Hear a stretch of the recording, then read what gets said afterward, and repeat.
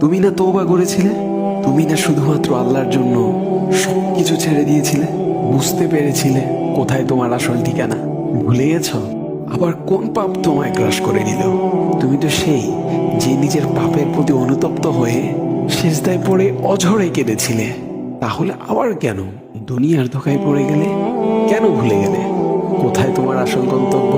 তুমি কি হার মেনে নিয়েছো নফসের কাছে? তুমি এত দুর্বল? ভুলে গেছো তুমি কার বান্দা? কে তোমার রব? তোমার রব তো সর্বশক্তিমান। সর্বশক্তিমানের বান্দা আবার কখনো দুর্বল হয় নাকি? মৃত্যু পর্যন্ত লড়ে যাও তুমি। শয়তানকে দেখিয়ে দাও তোমার ইমানের পাওয়ার।